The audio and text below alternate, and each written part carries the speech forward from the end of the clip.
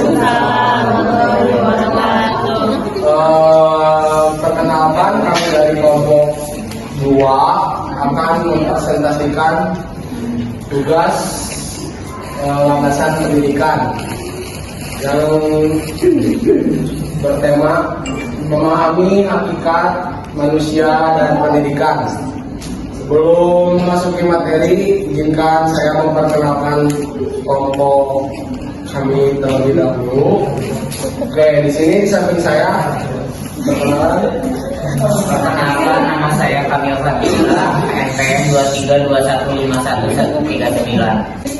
di sebelah sini Perkenalkan, nama saya Sipawa Yardiani, NPM 2321511109. Saya sebagai pemateri kedua. Perkenalkan, nama saya Rika Fadila, NPM saya 2321511196 sebagai pemateri ketiga. Perkenalkan, nama saya Diara Mutiara, NPM 222121 sebagai pemateri. Perkenalkan, nama saya Purnyaman Fauji, NPM 23215111 sebagai materi keempat. Oke, agar tidak berlama-lama, perkenalkan saya Raja Salman, NPM 2321511123. Tanpa berlama-lama, kita langsung saja masuk ke materi. Oleh pemateri 1, silakan. Baik, terima kasih moderator memberikan presentasi. Di sini saya akan mempresentasikan tentang pengertian hakikat manusia. Hakikat manusia merupakan tugas metafisika. Lebih spesifik lagi adalah tugas antropologi atau filsafat antropologi. Filsafat antropologi berupaya mengungkapkan konsep atau gagasan-gagasan yang sifatnya mendasar tentang manusia. Berupaya menemukan karakteristik yang sifatnya mendasar tentang manusia. Berupaya menemukan karakteristik yang secara prinsipil atau bukan gradual membedakan manusia dari makhluknya.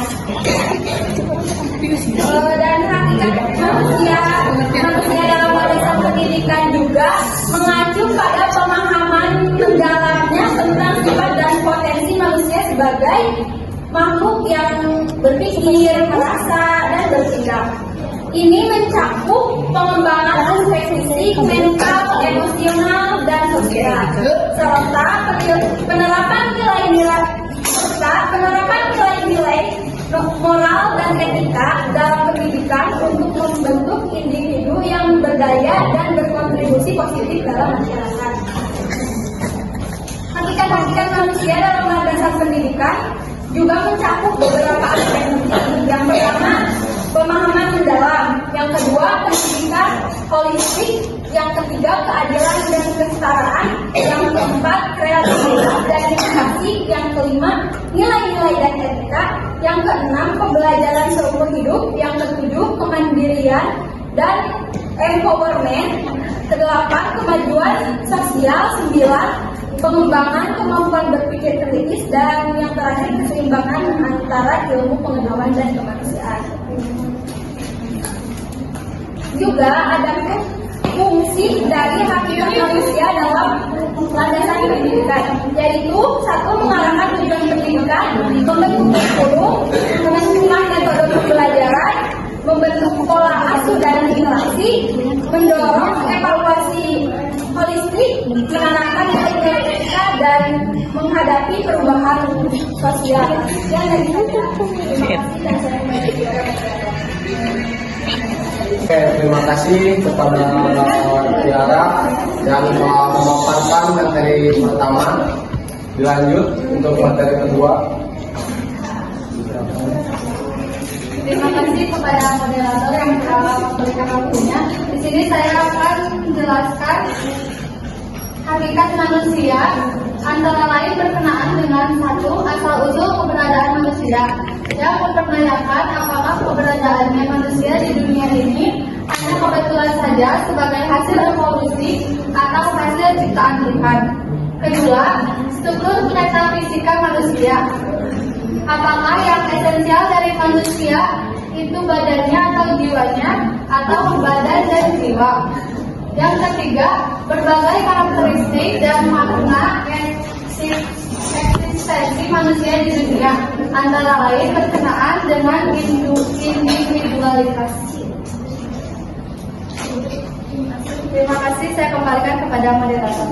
Terima kasih kepada pemateri kedua. Selanjutnya untuk pemateri ketiga, silakan.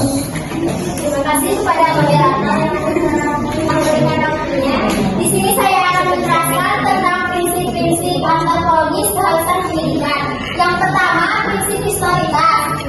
Jadi prinsip historitas, manusia terpaut dengan masa lalu sehingga perlu mengarahkan ke masa depan atau jalanan hidup dan perkembangan sehingga dapat dikatakan dia belum selesai mewujudkan dirinya sebagai manusia. Jadi kesimpulannya dari prinsip historitas yaitu manusia belum mewujudkan dirinya sebagai manusia dikarenakan banyak rintangan untuk menuju jalan ke masa depan.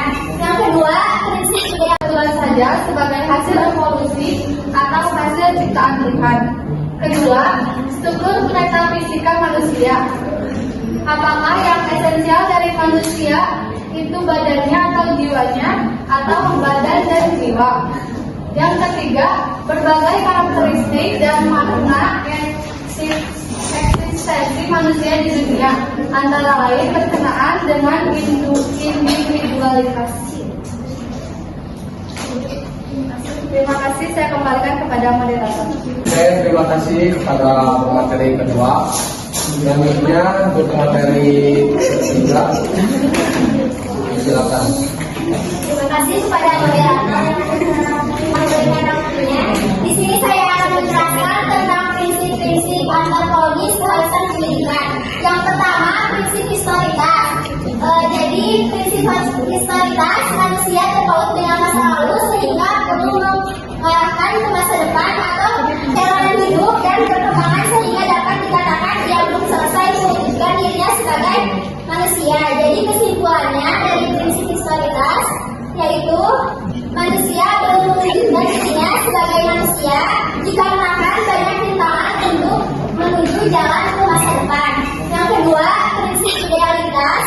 Pada dasarnya manusia memiliki tugas untuk menjadi manusia yang ideal, tetapi tugas ini belum terwujud atau lebih tepatnya manusia harus berusaha untuk mewujudkannya. Terima kasih. Saya kembalikan kepada moderator. Jadi untuk pemateri ketiga, lanjut untuk pemateri yang keempat, dipersilakan. Terima kasih kepada moderator.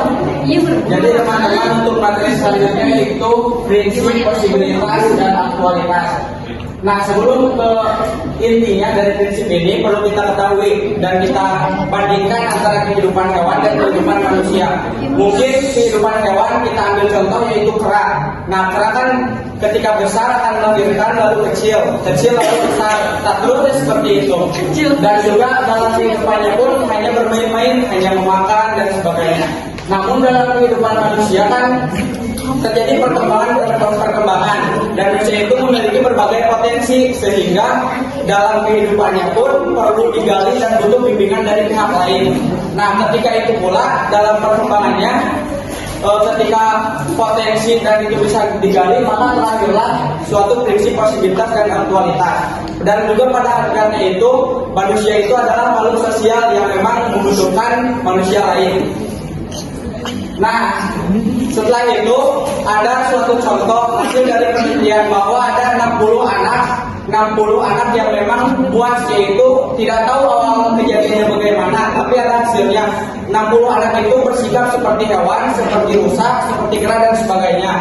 Yang bisa memakan, bisa memangsa, dan bahkan tidak bisa berbahasa. Ada yang tidak bisa jalan dan sebagainya. Sehingga perkembangan dan kehidupan manusia itu sangat variatif, sangat terbuka, dan juga tidak ada kemungkinan kedepannya manusia itu akan bisa menjadi seperti apa. Oleh karena itu, posibilitas atau aktualitas. Manusia belum selesai menjadi manusia, ia dibebani keharusan untuk menjadi manusia, tetapi ia tidak dengan sendirinya menjadi manusia.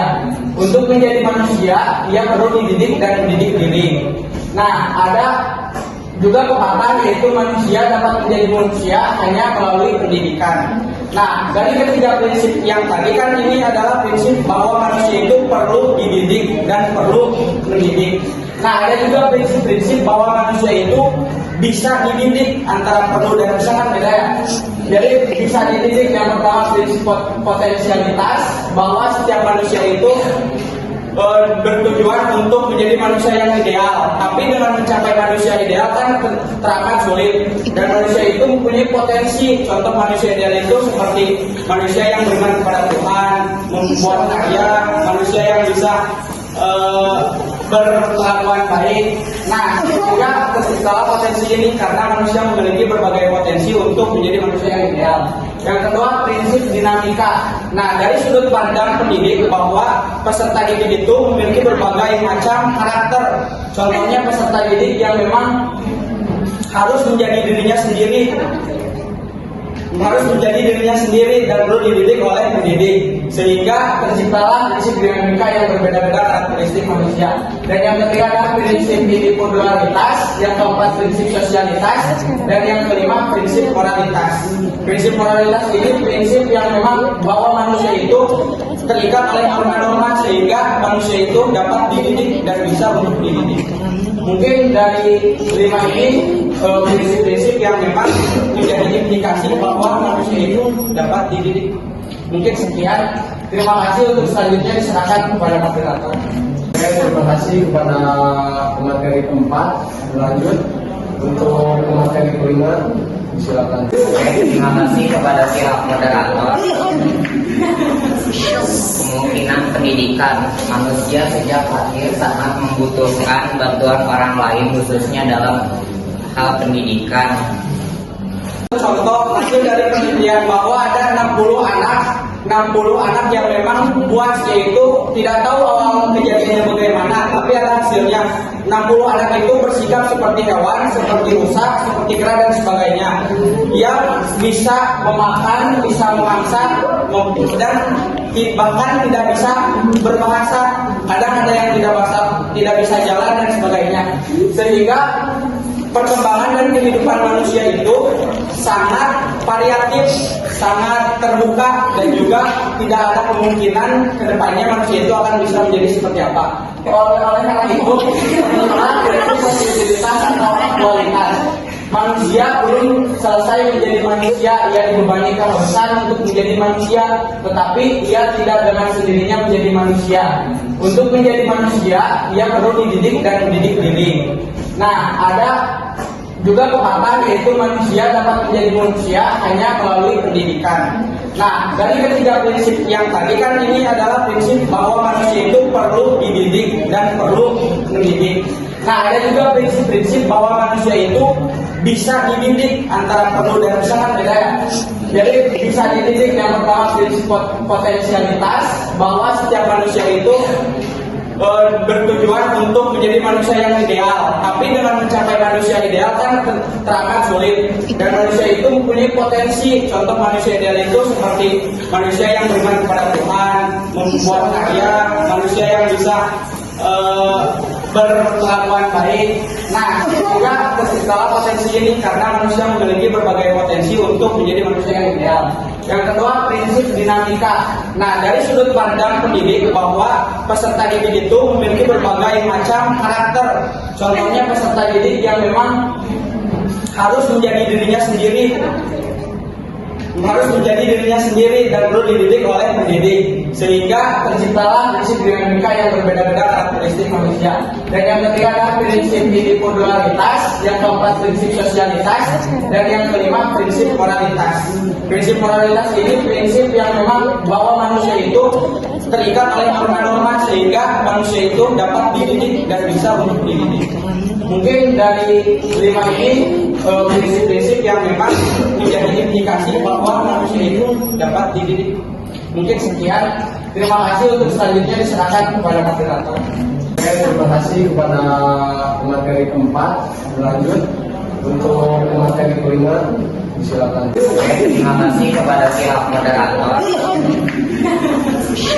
Kemungkinan pendidikan manusia sejak lahir sangat membutuhkan bantuan orang lain, khususnya dalam hal pendidikan, khususnya kedua orang tuanya. Keharusan mendidik anak telah disebut-sebut, misalnya karena anak pada saat lahir dalam keadaan tidak berdaya, anak tidak langsung dewasa, sehingga anak memerlukan perhatian dan bantuan orang lain. Keterbatasan kemampuan anak menyebabkan dia perlu mendapat pendidikan. Keterbatasan anak dikarenakan anak lahir dalam keadaan tidak berdaya dan tidak langsung dewasa. Sekian, terima kasih. Terima kasih pada pemateri kelima. Lanjut ke pemateri selanjutnya, yaitu akan diisi oleh saya sendiri dengan tema keharusan pendidikan. Satu, keharusan pendidikan. Keharusan manusia untuk mendapatkan pendidikan dapat kita simak dari layar di bawah ini. A. Anak dilahirkan dalam keadaan tidak berdaya. B. Manusia lahir tidak langsung dewasa. C. Manusia sebagai makhluk sosial. D. Manusia sebagai makhluk individu yang berdiri sendiri. E. Manusia sebagai makhluk yang dapat bertanggung jawab. Dan F. Sifat manusia dan kemungkinan terjadinya pendidikan. Dan yang kedua, kemungkinan dididik. Ketiga, Tunturi Handayani. Yang keempat, naturalisme. Yang kelima, nativisme. Yang keenam, empirisme. Yang ketujuh, konvergensi. Maksud dalam materi ini adalah keharusan pendidikan. Ibaratnya manusia, sesuai yang dikatakan dalam manusia lahir tidak langsung dewasa. Ibaratnya kita itu sebagai kertas putih, yang dimana kertas putih tersebut masih bersih. Jadi apapun yang ada dalam nanti ditulisnya itu, bagaimana kita untuk mengisi kertas tersebut. Apakah itu mau kelakuan baik kah atau buruk kah? Sama dalam tema ini keharusan pendidikan. Jadi manusia itu harus dididik ya teman-teman. Oke, sekian presentasi dari kami. Kurang lebihnya mohon maaf. Dan untuk sekarang sesi tanya lanjut untuk materi kelima, silakan. Terima kasih kepada pihak moderator. Kemungkinan pendidikan manusia sejak lahir sangat membutuhkan bantuan orang lain, khususnya dalam hal pendidikan, khususnya kedua orang tuanya. Keharusan mendidik anak telah disebut-sebut, misalnya karena anak pada saat lahir dalam keadaan tidak berdaya, anak tidak langsung dewasa, sehingga anak memerlukan perhatian dan bantuan orang lain. Keterbatasan kemampuan anak menyebabkan dia perlu mendapat pendidikan. Keterbatasan anak dikarenakan anak lahir dalam keadaan tidak berdaya dan tidak langsung dewasa. Sekian, terima kasih. Terima kasih pada pemateri kelima. Lanjut ke pemateri selanjutnya, yaitu akan diisi oleh saya sendiri dengan tema keharusan pendidikan. Satu, keharusan pendidikan. Keharusan manusia untuk mendapatkan pendidikan dapat kita simak dari layar di bawah ini. A. Anak dilahirkan dalam keadaan tidak berdaya. B. Manusia lahir tidak langsung dewasa. C. Manusia sebagai makhluk sosial. D. Manusia sebagai makhluk individu yang berdiri sendiri. E. Manusia sebagai makhluk yang dapat bertanggung jawab. Dan F. Sifat manusia dan kemungkinan terjadinya pendidikan. Dan yang kedua, kemungkinan dididik. Ketiga, Tunturi Handayani. Yang keempat, naturalisme. Yang kelima, nativisme. Yang keenam, empirisme. Yang ketujuh, konvergensi. maksud dalam materi ini adalah keharusan pendidikan. Ibaratnya manusia sesuai yang dikatakan dalam manusia lahir tidak langsung dewasa. Ibaratnya kita itu sebagai kertas putih yang dimana kertas putih tersebut masih bersih. Jadi apapun yang ada dalam nanti ditulisnya itu bagaimana kita untuk mengisi kertas tersebut, apakah itu mau kelakuan baik kah atau buruk kah, sama dalam memang ini keharusan pendidikan. Jadi manusia itu harus dididik ya teman-teman. Oke, sekian presentasi dari kami. Kurang lebihnya mohon maaf. Dan untuk sekarang sesi tanya jawab. Untuk teman-teman yang mau bertanya silakan angkat tangan. Nama saya Sifat Pak. Saya ingin bertanya, bagaimana perwujudan dari sifat hakikat manusia? Terima kasih. Pertanyaannya itu bagaimana perwujudan dari sifat hakikat manusia? Perwujudan dari hakikat manusia dalam dasar pendidikan melibatkan pemahaman dan penerapan prinsip-prinsip. Yang pertama yaitu pendidikan sebagai pengembangan potensi. Yang kedua hak atas pendidikan. Yang ketiga pembentukan karakter. Yang keempat adalah pembelajaran seumur hidup. Yang kelima kepemimpinan dan kewarganegaraan. Yang keenam kebebasan berpikir dan berekspresi, pendidikan inklusif. Yang ketujuh pendidikan berkelanjutan. Dan dalam esensi pendidikan harus menjadi alat untuk menghormati, memajukan dan mengembangkan potensi manusia serta membantu mereka menjadi anggota masyarakat yang bermakna dan bertanggung jawab. Terima kasih. Perkenalkan, nama saya Vanessa Salsabila dengan nomor NPM 23215135. Jadi saya ingin bertanya, kan tadi di keharusan pendidik ada bagian poin yang nativisme. Bisa berikan apa itu nativisme, pengertiannya dan contohnya? Terima kasih. Baik, di sini saya akan menjawab Khairisa. Pertanyaannya, pengertian dan contoh nativisme. Nativisme itu adalah konsep dalam psikologi, perkembangan dan linguistik yang beraju pada kecenderungan manusia secara alami cenderung mengembangkan preferensi pengetahuan atau kemampuan tertentu secara insting. Contohnya dari konsep natisme bahwa sebagian besar anak-anak tanpa pelatihan khusus cenderung mengembangkan kemampuan untuk berbicara dalam bahasa mereka sendiri sejak usia dini. Ini dikaitkan dengan gagasan bahwa manusia memiliki pengetahuan linguistik bawaan yang memungkinkan mereka untuk belajar bahasa dengan cepat dan secara alami. Assalamualaikum warahmatullahi wabarakatuh. Perkenalkan, nama saya Nurul Enda, NPM saya 23215136. Nah, yang tadi disampaikan oleh Kamil ya, anak pada saat lahir itu kan keadaannya tidak berdaya, tidak langsung dewasa, sehingga anak memerlukan perhatian dan bantuan orang lain. Nah, pertanyaannya, apakah ketika seorang anak itu sudah dewasa, apakah tetap memerlukan perhatian dan bantuan orang lain atau tidak?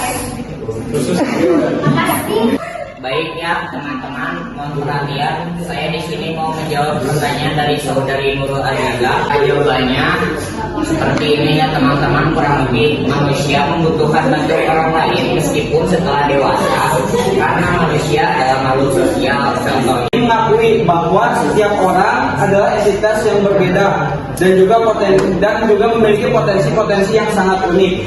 Jadi prinsip individualitas ini menjadi salah satu prinsip di dalam memahami dan kesadaran pendidikan karena dapat memberikan suatu keberagaman setiap individu untuk harus dididik dan didik. Terima kasih. 232151113. Apa yang dimaksud dengan empirisme, nativisme, naturalisme, dan konvergensi? Izin menjawab pertanyaan dari Ricky. Apa yang dimaksud dengan empirisme? Empirisme adalah pandangan filosofis yang berpendapat bahwa pengetahuan manusia berasal dari pengalaman indrawi, dan observasi. Ya, dan saya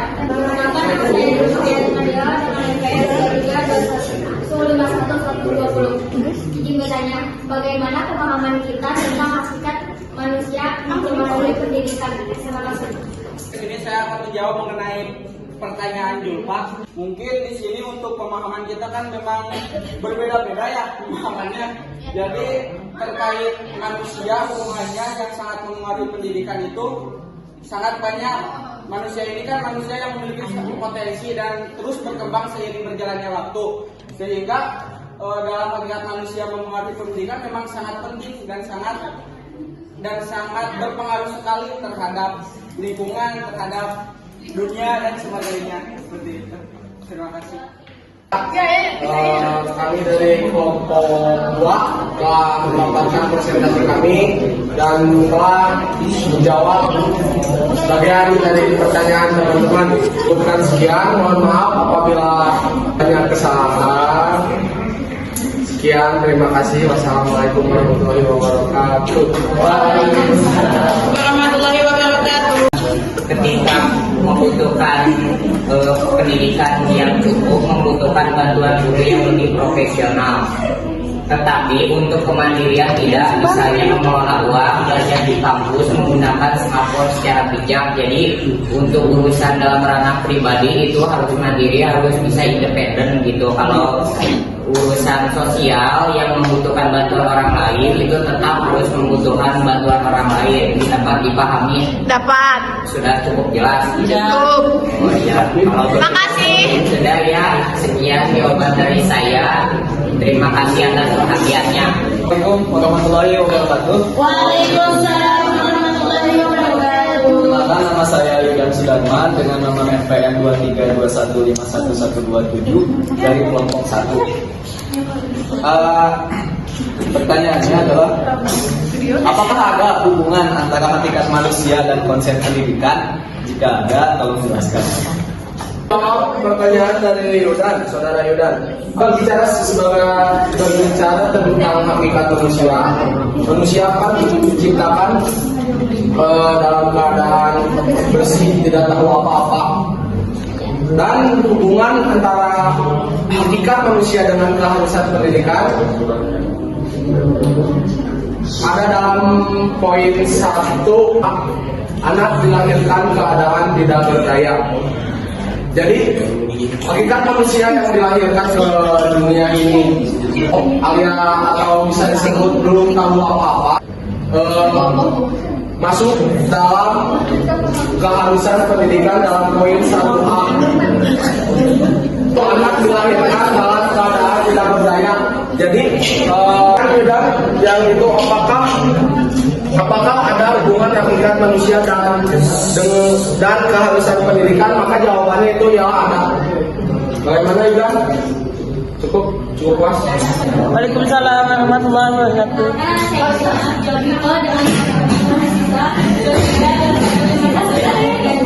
Tadi saya manusia memiliki moralitas, yaitu dapat dididiknya. Tapi mengapa masih banyak manusia yang memiliki tingkah laku seperti tidak pernah dididik? Ya, Untuk selanjutnya mungkin di sini saya akan menjawab pertanyaan dari Irvina terkait pernyataannya, yaitu mengapa sekarang masih banyak anak yang dididik tapi kurang kelihatan nggak dididik seperti itu. Oke, jadi mungkin ada beberapa faktor anak seperti itu. Mungkin yang pertama ini terkait faktor lingkungan, yang kedua pendidikan, nilai dan etika, yang selanjutnya teman dan lalu keluarga ataupun media sosial dan sebagainya. Pokoknya faktor-faktor yang tadi disebutkan itu sangat mempengaruhi anak tersebut berkembang, karena setiap lingkungan atau setiap teman, setiap keluarga pasti berbeda-beda, dan itu dapat mempengaruhi karakter dari anak tersebut seperti itu. Terima kasih. Assalamualaikum warahmatullahi wabarakatuh. Sebelumnya perkenalkan, nama saya Patricia Ramadhani dengan nomor NPM 2321511130. Izin bertanya. Tadi dalam materi prinsip historisitas menjelaskan tentang konsep yang kompleks dalam studi sejarah. Pertanyaannya, apakah sejarah itu termasuk sifat objektif atau subjektif? Menjawab pertanyaan dari Patricia, apakah sejarah itu bersifat objektif atau subjektif? Sejarah dapat dipandang melalui dua unsur, yaitu objektif dan subjektif. Sejarah dalam arti objektif tujuan dari peristiwa sejarah yang terjadi apa adanya dan tidak dipengaruhi oleh pemikiran seseorang. Sedangkan sejarah dalam arti subjektif adalah ketika cerita sejarah disusun atau dibangun oleh penulis yang dengan memasukkan unsur-unsur tradisi dari subjek yang menulis sejarah. Apakah cukup?